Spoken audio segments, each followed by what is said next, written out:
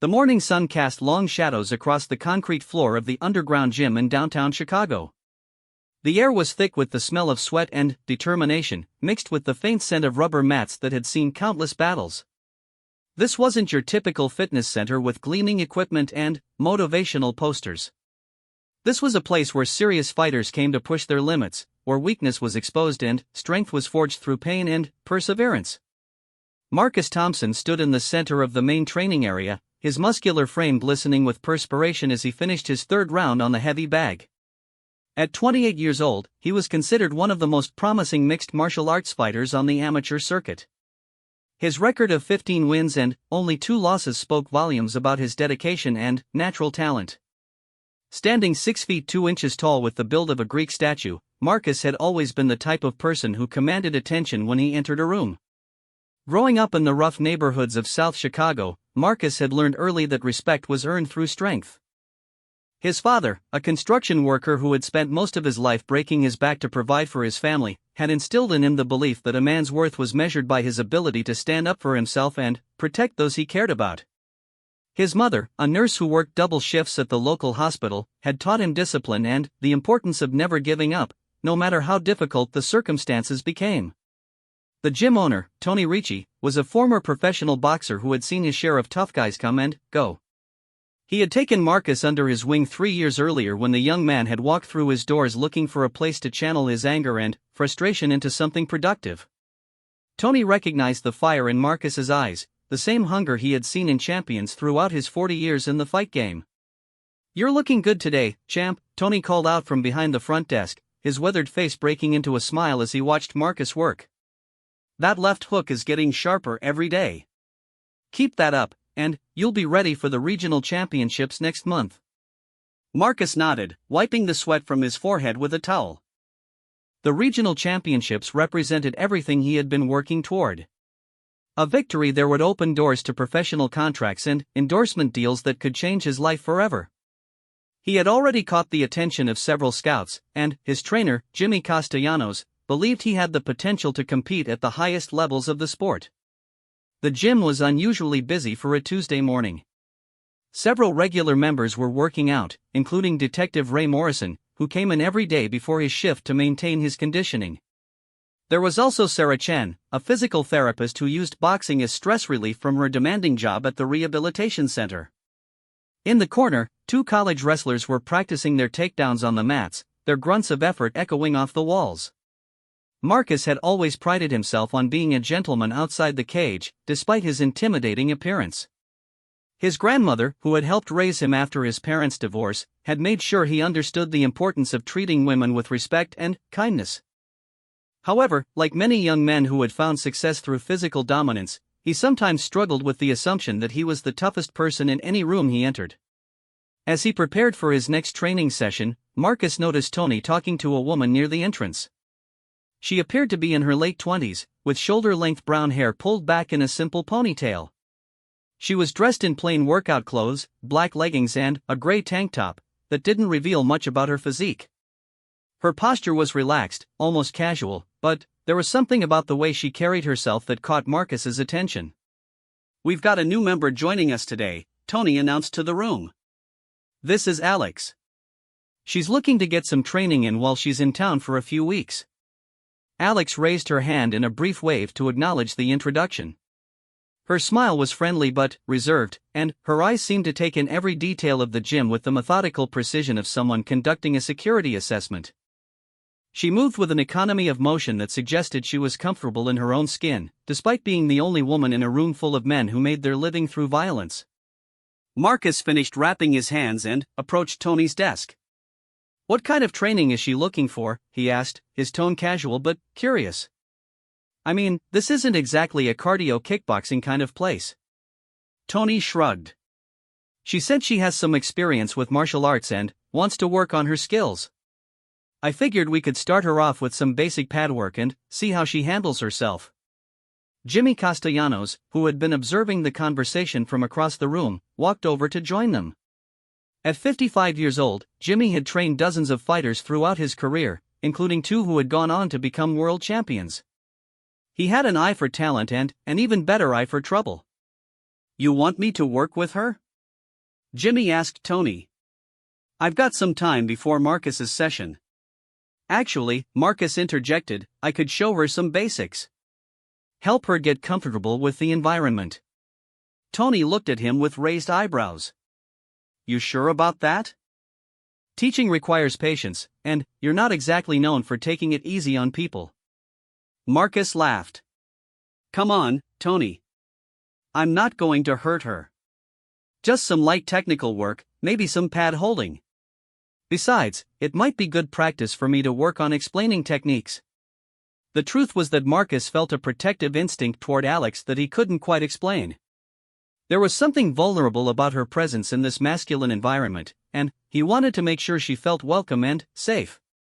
He had seen too many women intimidated away from martial arts by overly aggressive training partners, and he didn't want that to happen here. Alex had been quietly observing the conversation from a few feet away, and she approached the group with a slight smile on her face. "I appreciate the offer," she said to Marcus. "I'm definitely interested in working with someone who knows what they're doing." Her voice was calm and confident, with just a hint of an accent that Marcus couldn't quite place. There was an intelligence in her eyes that suggested she was constantly analyzing and processing information. She extended her hand for a handshake, and Marcus was surprised by the firmness of her grip. "So what's your background?" Marcus asked as they walked toward the training mats. "Any particular style you've worked with before?" "A little bit of everything," Alex replied diplomatically. "I've done some wrestling, some striking. Nothing too fancy, but I can hold my own." Marcus nodded approvingly. "That's good. Too many people come in here thinking they know everything from watching movies. Real fighting is about fundamentals and conditioning." They spent the first 30 minutes going through basic techniques. Alex proved to be an attentive student, asking thoughtful questions and demonstrating good body awareness as Marcus showed her proper stance and movement patterns. She seemed genuinely interested in learning, and Marcus found himself enjoying the teaching role more than he had expected. "You're picking this up pretty quickly," he told her as they worked on footwork drills. "Have you been training somewhere else recently?" "Not for a while," Alex answered. "I travel a lot for work, so it's hard to maintain a consistent routine. That's why I was happy to find this place." Marcus was impressed by her coordination and balance. While she clearly wasn't as strong as most of the men in the gym, she moved with a fluidity that suggested significant athletic experience. Her punches were technically sound, and she absorbed instruction quickly without needing multiple repetitions. "Want to try some light sparring?" Marcus suggested after they had worked through several combinations. "Nothing heavy, just moving around and working on timing." Alex hesitated for just a moment before nodding. "Sure, that sounds good." They put on protective headgear and gloves, and Marcus made sure to emphasize that they would be working at a very controlled pace. The last thing he wanted was for Alex to get hurt or discouraged during her first session. What happened next would become a story that people in the gym would talk about for years to come, though the details would grow more elaborate with each telling. As they began to circle each other on the mat, Marcus felt confident and relaxed. He had sparred with hundreds of partners over the years, and he knew how to adjust his intensity to match his opponent's skill level. Alex moved cautiously at first, keeping her distance and throwing occasional jabs that Marcus easily avoided or deflected. She seemed to be feeling out his timing and movement patterns, which Marcus interpreted as the natural nervousness of someone who was out of her comfort zone. "Don't be afraid to commit to your punches," he encouraged her. "I'm not going to counter hard. This is just about getting comfortable." That was when Alex decided to test herself. Without warning, she stepped forward and threw a combination that caught Marcus completely off guard. Her left jab was followed immediately by a right cross that grazed his chin, and, before he could react, she had moved back out of range. Marcus blinked in surprise. The combination had been fast and technically excellent, far better than anything she had shown during their technical work. "Nice," he said with genuine admiration. "Where did that come from?" "Just felt the opening," Alex replied with a modest smile. Intrigued by this display of skill, Marcus decided to increase his own intensity slightly. He began to press forward more aggressively, throwing combinations of his own and looking for opportunities to demonstrate his superior size and strength. This was where his natural competitive instincts began to override his intention to keep things light and educational. The other gym members had begun to take notice of their sparring session. Tony looked up from his paperwork, and Jimmy stopped what he was doing to watch more closely. Detective Morrison paused in his own workout to observe, his trained eye recognizing that something interesting was developing. Marcus threw a series of punches that forced Alex to move backward toward the edge of the mat. He was being careful not to land anything with significant power, but he was clearly trying to establish his dominance in the exchange. This was familiar territory for him, the moment when a sparring partner realized they were outmatched and began to defer to his superior skill. But Alex didn't seem intimidated. Instead, she began to change her approach in subtle ways that Marcus didn't immediately recognize. Her movement became more economical, and she started to slip his punches by smaller margins, expending less energy while staying just out of range of his attacks. "You're getting better at this," Marcus said during a brief pause. "But let me show you what happens when someone really turns up the pressure." What Marcus didn't realize was that Alex had been deliberately fighting at about 20% of her actual capability. She had been using the sparring session to assess his skills, timing, and tendencies while giving him the impression that he was in complete control of the situation. The gym had grown quieter as more people stopped their own workouts to watch. There was something compelling about the dynamic between the large, confident male fighter and the smaller, seemingly outmatched woman that drew everyone's attention. Marcus began to throw harder, though still well within his definition of controlled sparring. His punches carried more snap, and he started to incorporate some of his favorite combinations that had served him well in competition. He was confident that Alex would recognize her limitations and begin to back down. Instead, something unexpected happened. Alex began to find her range more consistently, and her counters started landing with increasing frequency. Marcus found himself having to work harder to avoid her attacks, and he realized with surprise that she was actually making him look ordinary. The moment that everything changed came when Marcus decided to demonstrate a technique he had been perfecting with Jimmy. It was a feint followed by a powerful overhand right that had knocked out 3 of his last 5 opponents. He threw it with about 60% power, which was still enough to hurt someone who didn't see it coming. Alex not only saw it coming, but she stepped inside the punch and countered with a short uppercut that caught Marcus flush on the chin. The impact wasn't devastating, but it was clean and perfectly timed, and it sent a shockwave through Marcus's system that had nothing to do with physical damage. For just a moment, the gym fell completely silent. Marcus stood there, his mouth slightly open, trying to process what had just happened. Alex had not only avoided his best punch, but she had countered it with a technique that demonstrated a level of skill far beyond anything she had shown before. "Lucky shot," Marcus said, though his voice carried less confidence than his words suggested. Alex didn't respond verbally, but Marcus could see something different in her eyes.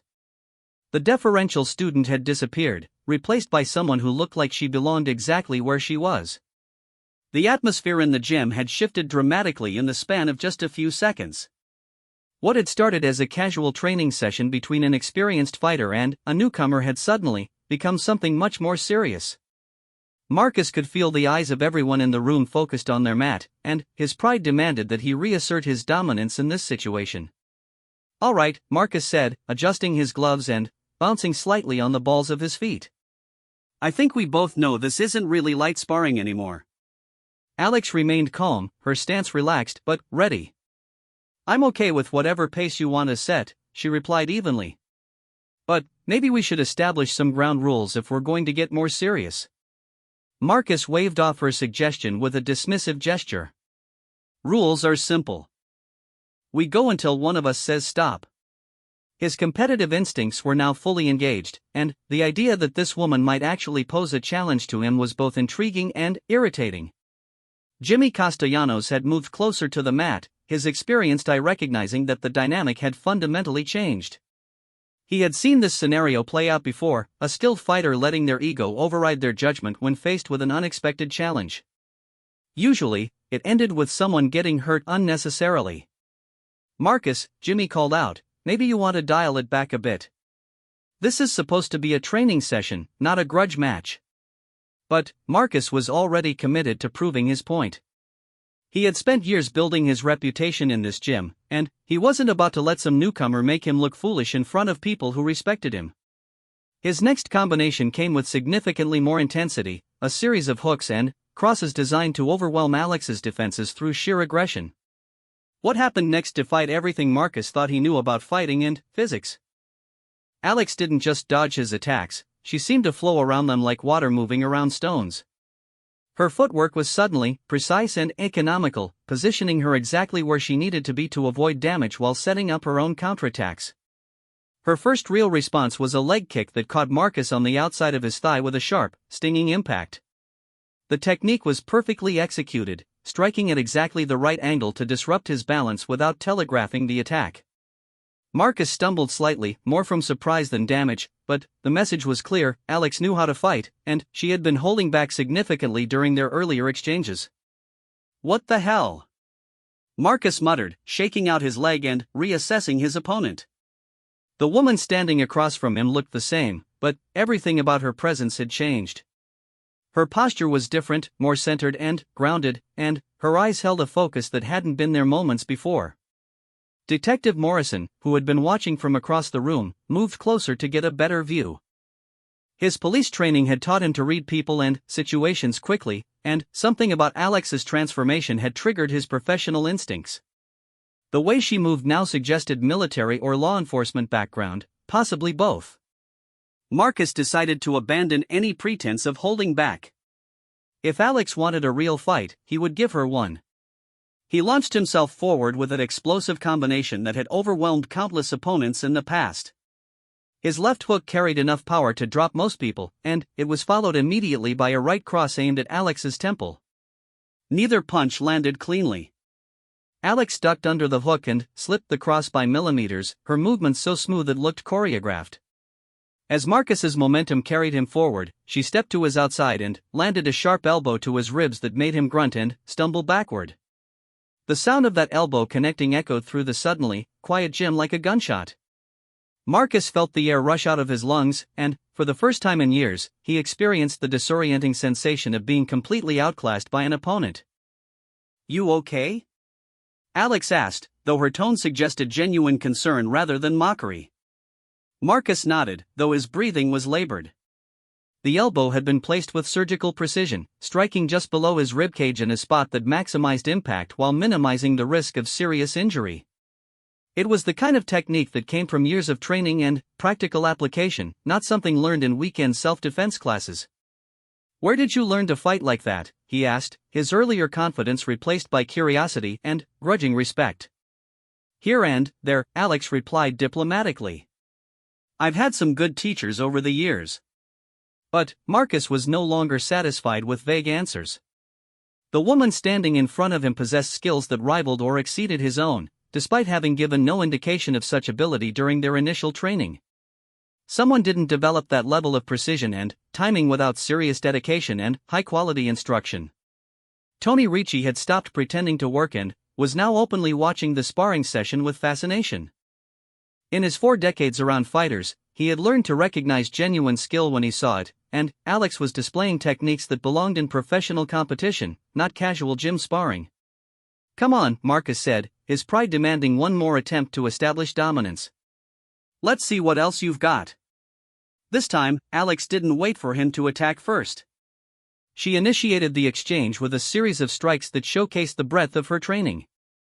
A jab to his solar plexus was followed by a hammer fist to his collarbone, then a knee strike aimed at his midsection that he barely managed to block with his forearms.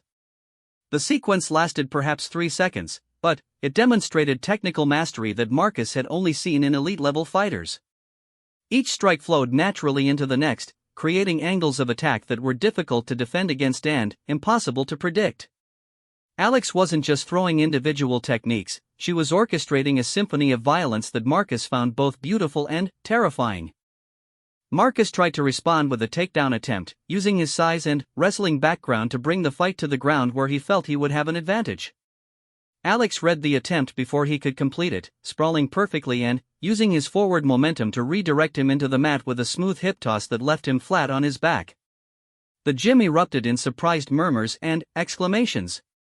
Several members had pulled out their phones to record what was happening, sensing that they were witnessing something extraordinary. Marcus lay on the mat for a moment, staring at the ceiling and trying to process the fact that he had just been effortlessly thrown by someone who weighed at least 40 pounds less than he did. Alex stood over him, offering her hand to help him up. "You all right?" she asked again, her expression showing genuine concern rather than triumph. Marcus accepted her assistance, though his ego was severely bruised. As he got back to his feet, he noticed that Alex wasn't even breathing hard despite the intensity of their exchange. Her heart rate seemed barely elevated, as if throwing around a skilled fighter was just another day at the office for her.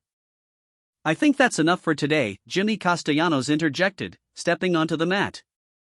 "Both of you did good work, but maybe it's time to call it quits before someone gets hurt." But Marcus wasn't ready to concede defeat.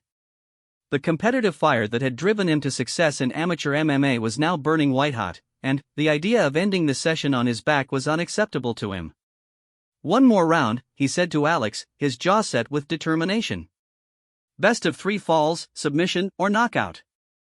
Alex looked at him with an expression that might have been pity. "Marcus, I don't think that's a good idea." "Why?" Marcus challenged. "Because you got lucky with a couple of good shots?" "I'm just getting warmed up."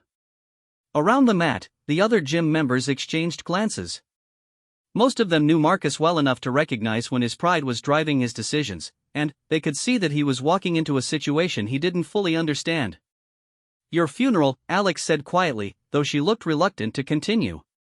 What Marcus didn't realize was that Alex had been operating under strict rules of engagement throughout their entire encounter. Her military training had taught her to use only the minimum force necessary to control a situation, and she had been carefully calibrating her responses to avoid causing unnecessary damage to someone who was clearly outmatched. But Marcus's continued insistence on escalating the conflict was forcing her to make a choice between backing down and revealing more of her true capabilities. And backing down wasn't really an option for someone who had survived multiple combat deployments in some of the world's most dangerous locations. "All right," she said, moving back to the center of the mat. "But when I tell you it's over, it's over. No arguments." Marcus nodded, though he was already planning his strategy. He would use his size and strength advantages more aggressively, looking for opportunities to pin Alex against the wall or take her down where his grappling experience would give him the upper hand. As they faced each other for what would be their final exchange, several more gym members had gathered around the mat. Word had spread quickly that something unusual was happening, and people were abandoning their own workouts to witness what promised to be a memorable encounter. "Ready?" Alex asked, settling into a stance that Marcus now recognized as significantly more aggressive than anything she had shown before. Marcus nodded, his hands raised in a fighting position. He was determined to end this quickly and decisively, to restore his standing in the gym and prove that his earlier mistakes had been flukes rather than indicators of a fundamental skill gap. The attack he launched was the most aggressive and coordinated sequence he was capable of producing. It combined elements from his boxing, wrestling, and Brazilian jiu-jitsu training in a flow of techniques designed to overwhelm any opponent through sheer volume and intensity. Alex's response was devastating in its simplicity and precision. She stepped forward to meet his attack rather than backing away, and, in a movement too fast for most observers to follow completely, she trapped his lead arm, redirected his momentum, and used a technique that combined elements of judo and military combatives to send him crashing to the mat with enough force to knock the breath from his lungs. But she wasn't finished. Before Marcus could recover, Alex had transitioned to a submission hold that controlled both his arm and his breathing. The position was incredibly uncomfortable and potentially dangerous, demonstrating a level of grappling skill that made Marcus's amateur accomplishments seem insignificant by comparison. "Tap," Alex said quietly, her voice carrying absolute authority. Marcus tried to resist for a few seconds, but the pressure on his arm was increasing steadily, and he could feel his shoulder approaching its limits. With great reluctance, he tapped his free hand against the mat, signaling his submission. Alex released the hold immediately and rolled away, coming to her feet with the same fluid grace she had displayed throughout their encounter. Marcus remained on the mat for several moments, his breathing labored and his pride thoroughly demolished. The gym was completely silent except for the sound of Marcus's heavy breathing. Nobody seemed to know quite how to react to what they had just witnessed. A relatively unknown woman had just systematically dismantled one of their most accomplished fighters, making it look almost effortless in the process. As Marcus finally struggled to his feet, Alex was already removing her gloves and heading toward her gym bag. Her demeanor had returned to the casual, unassuming attitude she had displayed when she first arrived, as if nothing extraordinary had occurred. The silence in the gym was deafening as Marcus slowly got to his feet, his face flushed with embarrassment and confusion.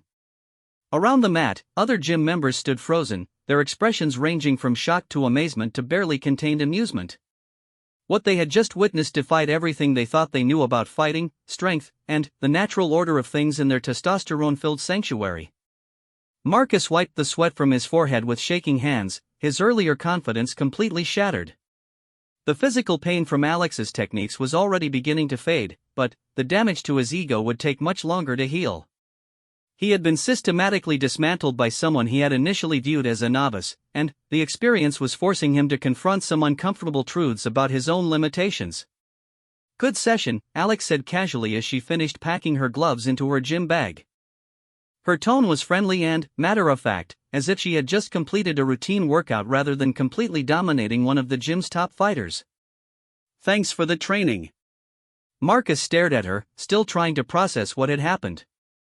"Who are you?" he asked, his voice barely above a whisper. "I mean, what's your background? Where did you learn to fight like that?" Alex paused in her packing and looked at him with an expression that might have been sympathy. "I told you I had some experience," she said simply. "Maybe I undersold it a bit." Tony Ricci had approached the mat, his weathered face showing a mixture of admiration and curiosity. In his 4 decades around fighters, he had never seen anything quite like what Alex had just demonstrated. Her techniques were precise and efficient in a way that suggested military or law enforcement training, but executed with a fluidity that spoke of years of dedicated practice. "Miss," Tony said respectfully, "I don't suppose you'd be interested in doing some coaching here? We could use someone with your talents." Alex smiled but shook her head. "I appreciate the offer, but I'm only in town temporarily." "Work commitment. What kind of work?" Detective Morrison asked, stepping forward from the crowd that had gathered around the mat. His police instincts were fully engaged now, and he was beginning to piece together clues about Alex's true identity and background. "Government," Alex replied diplomatically, shouldering her gym bag. "Nothing too exciting." But Morrison wasn't satisfied with such a vague answer. He had worked enough cases involving military and intelligence personnel to recognize the signs. Alex's physical capabilities, her calm demeanor under pressure, and her reluctance to discuss her background all pointed towards someone with specialized training and experience. Jimmy Castellanos had been unusually quiet during the entire exchange, his experienced eyes studying Alex with the intensity of someone trying to solve a puzzle. Finally, he spoke up. "You know," he said slowly, "I trained a kid about 15 years ago who ended up going into special operations. Navy, I think.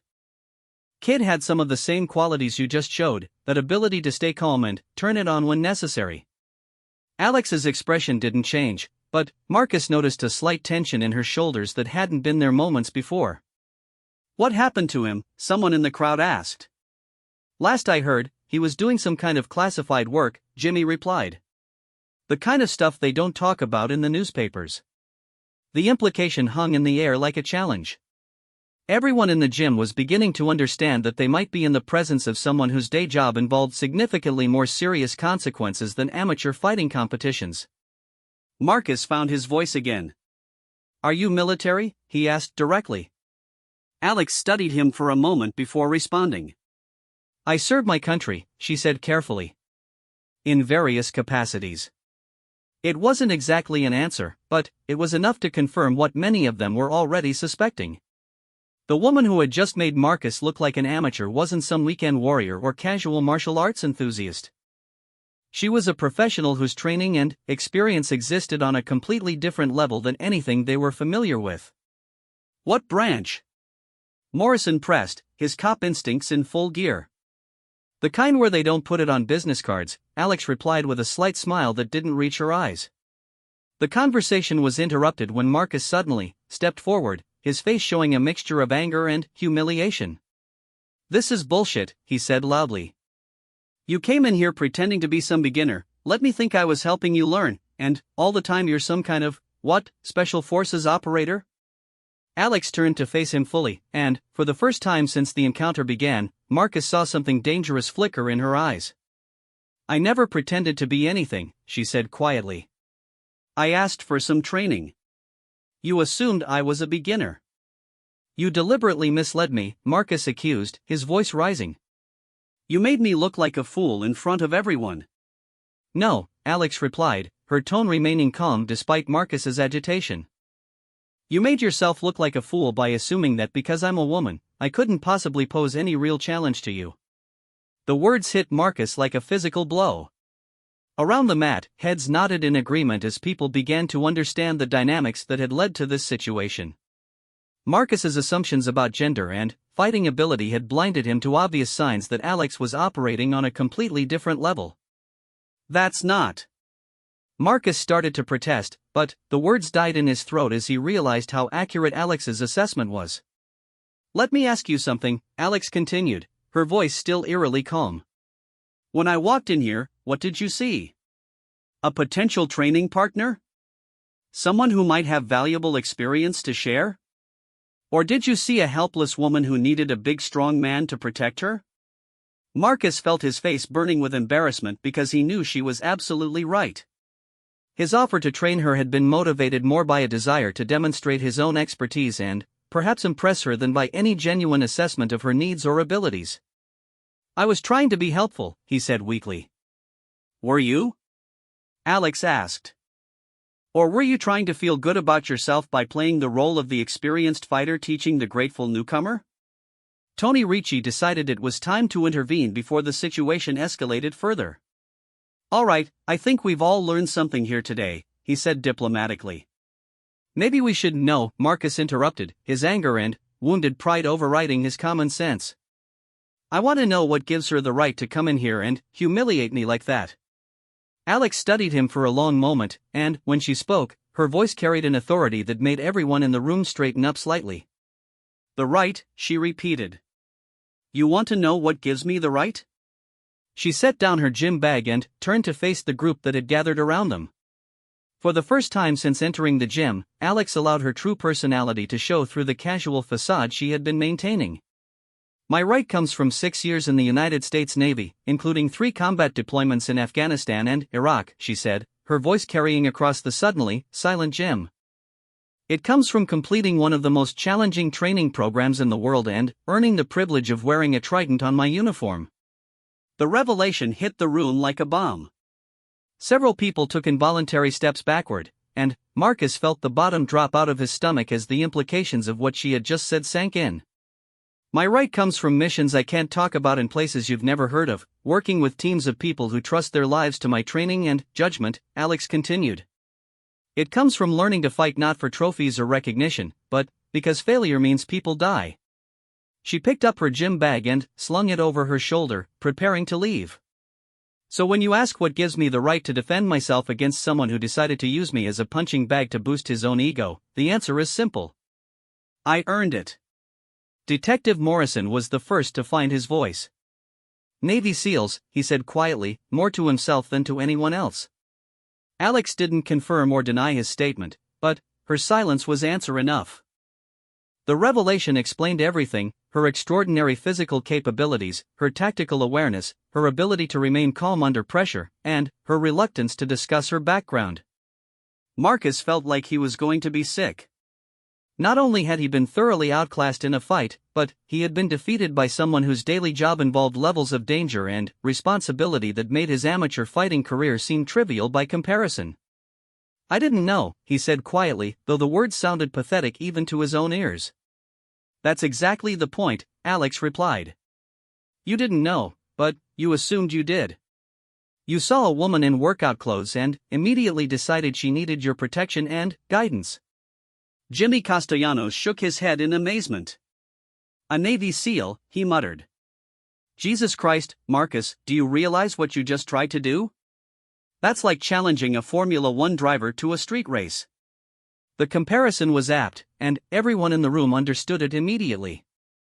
Marcus had essentially picked a fight with someone who represented the pinnacle of military combat training, someone whose profession required capabilities far beyond anything developed in civilian martial arts programs. "Look," Alex said, her tone softening slightly as she prepared to leave. "I didn't come here to embarrass anyone or prove a point. I just wanted a place to work out while I'm in town." She paused at the gym entrance and looked back at Marcus one more time. "But maybe this will teach you something about making assumptions about people based on their appearance. The most dangerous opponents are often the ones you never see coming." With that, she walked out of the gym, leaving behind a room full of people who would be talking about what they had just witnessed for years to come. Marcus stood in the center of the mat, surrounded by people who had watched him get systematically dismantled by someone he had initially dismissed as a beginner. The silence stretched on for nearly a minute before Tony finally spoke. "Well," he said with a nervous laugh, "I guess we all learned something today."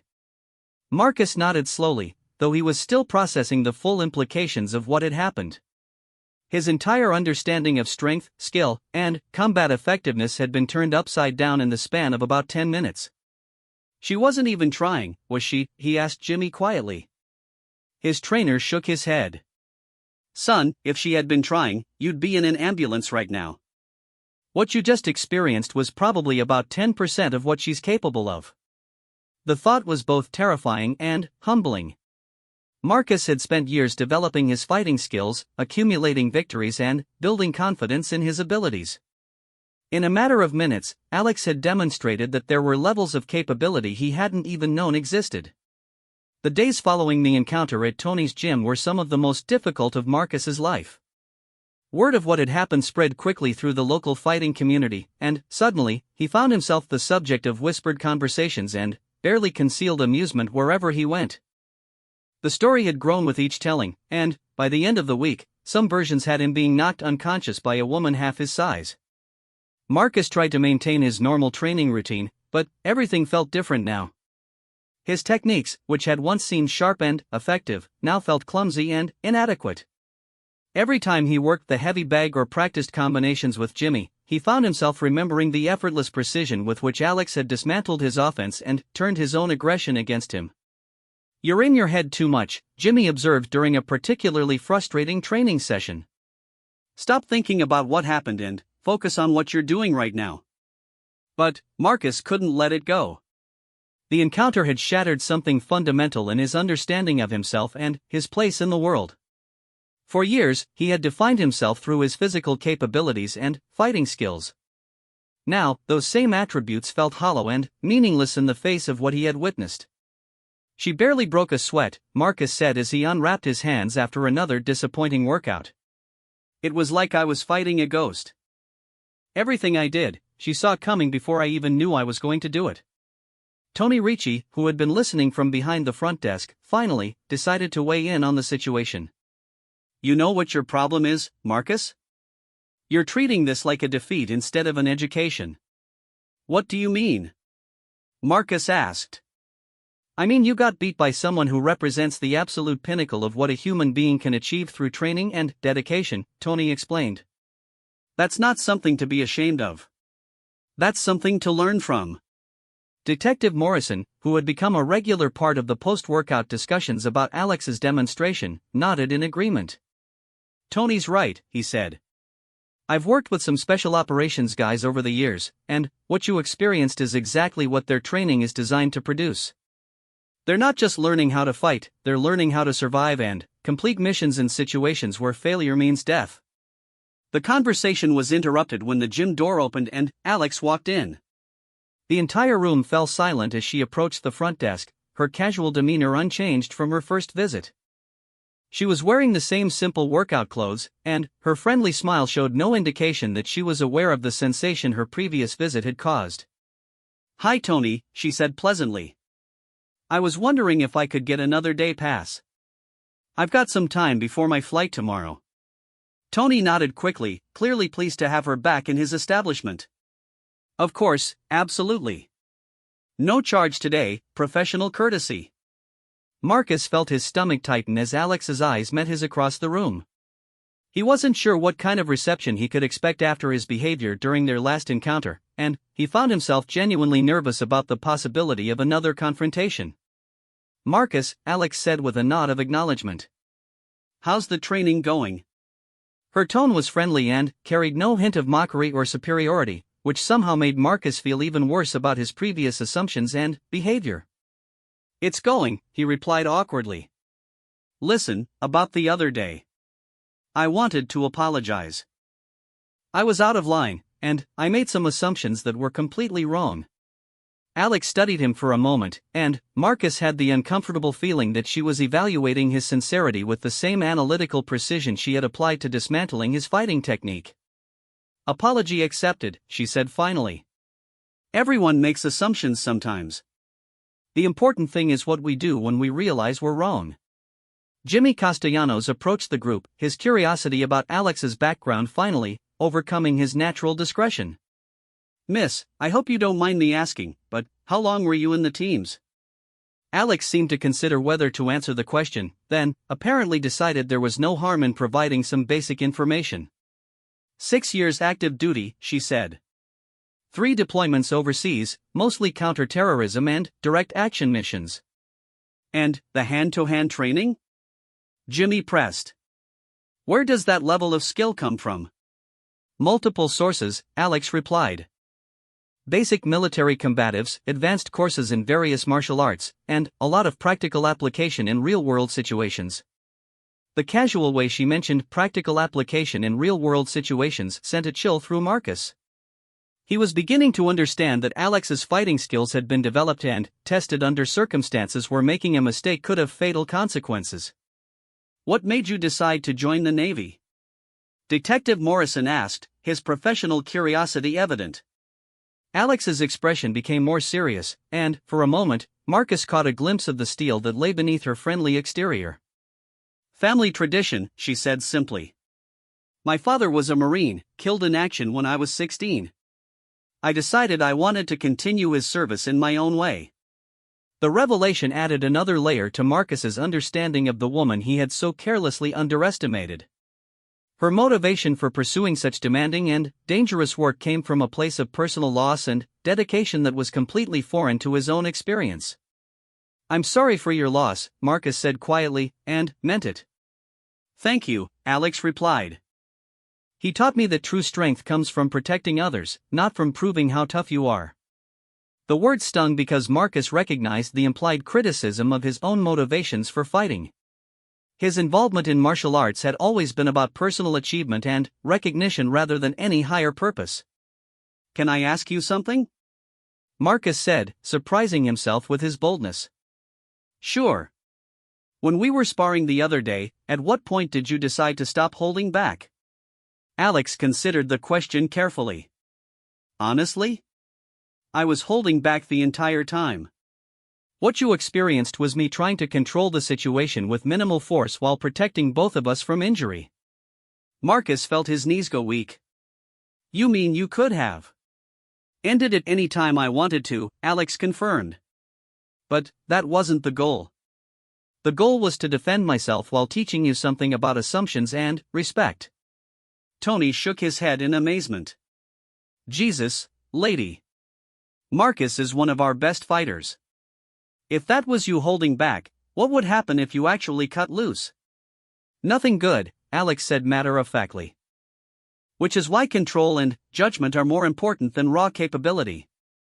Any idiot can hurt someone. It takes real skill to use exactly the amount of force necessary to achieve your objective and no more." Jimmy nodded approvingly. "That's the difference between a fighter and a warrior," he said. "Fighters compete for glory. Warriors fight to protect and serve." "So what happens now?" Marcus asked. "I mean, where do I go from here? How do I train knowing that everything I thought I knew was basically useless?" Alex looked at him with an expression that might have been sympathy. "Your training isn't useless, Marcus. Your techniques are sound, and you have good athletic ability. What you need to work on is your mindset." "What do you mean?" "Right now, you fight to prove something about yourself," Alex explained. You're trying to validate your strength and skill through competition and dominance. That's not necessarily wrong, but it's limiting. She moved closer to the group, and Marcus noticed that several other gym members had gathered around to listen to what she was saying. Real martial arts, the kind that can save your life or protect innocent people, comes from a different place, Alex continued. It comes from understanding that violence should always be the last resort, used only when all other options have been exhausted. But, how do you develop that level of skill without competition? Marcus asked. I mean, you have to test yourself against real opposition. You do test yourself, Alex agreed. But, the test isn't whether you can beat someone else. The test is whether you can protect the people who depend on you when it really matters. Detective Morrison leaned forward. She's talking about the warrior mindset versus the competitor mindset, he said. Cops deal with the same thing. Are you fighting to win, or are you fighting to go home to your family? Alex nodded. Exactly. When your motivation shifts from personal glory to protecting others, everything about your approach changes. Your training becomes more focused, your techniques become more efficient, and your judgment becomes more sound. Marcus was beginning to understand what she meant, but he wasn't sure how to make that kind of fundamental shift in his thinking. How do you make that transition? He asked. By finding something bigger than yourself to fight for, Alex replied. For me, it was honoring my father's memory and protecting my teammates. For you, it might be something completely different. Like what? Alex gestured around the gym. Look around this room. You see competitors and athletes. But I see potential protectors. People who could step up and make a difference if they had the right motivation and training. Tony raised an eyebrows. You talking about some kind of self-defense program? I'm talking about developing people who understand that strength exists to protect weakness, not to exploit it, Alex said. People who can stay calm under pressure and make good decisions when others are panicking. Marcus felt something stirring inside him that he hadn't experienced in years, a sense of purpose that extended beyond his own ambitions and achievements. Would you be willing to teach us some of what you know? Alex looked around the room at the faces of people who had gathered to listen to their conversation. I leave tomorrow, she said. But maybe I could show you a few things before I go. The next hour was unlike anything Marcus had ever experienced in a gym. Alex didn't teach them specific techniques or combinations. Instead, she focused on principles and concepts that transformed their understanding of what martial arts could be. She demonstrated how awareness and positioning could prevent conflicts before they started. She showed them how to read body language and verbal cues to identify potential threats before they materialized. Most importantly, she taught them how to de-escalate situations and use the minimum force necessary to protect themselves and others. Violence should never be your first choice, she emphasized repeatedly. But, when it becomes necessary, it should be swift, decisive, and controlled. As the session continued, Marcus began to see his own training in a completely different light. The techniques he had learned weren't weapons to be used against opponents in competition. They were tools to be employed in the service of something greater than himself. When the session ended, Alex gathered her things and prepared to leave. Remember, she said to the group, the strongest person in the room isn't the one who can hurt the most people. It's the one who can protect the most people. Marcus stepped forward as she headed toward the door. Thank you, he said simply. For everything. Not just the lesson, but for helping me understand something important about myself. Alex smiled, and, for the first time since he had met her, Marcus saw warmth and genuine approval in her expression. You're going to be fine, Marcus. You have good instincts and solid skills. Just remember to use them for the right reasons. As she walked out of the gym for the final time, Marcus realized that his encounter with the Navy SEAL had fundamentally changed him. He would continue training and competing, but his motivations had shifted from personal glory to something more meaningful and lasting. Years later, when Marcus had become an instructor himself and was teaching young fighters about respect, humility, and the responsible use of martial arts, he would still tell the story of the day he learned that true strength comes not from the ability to defeat others, but from the wisdom to know when and why to fight in the first place. The lesson had cost him his pride, but it had given him something far more valuable in return: the understanding that the most dangerous opponents are often the ones you never see coming, and the most important battles are the ones fought not for personal gain, but for the protection of others.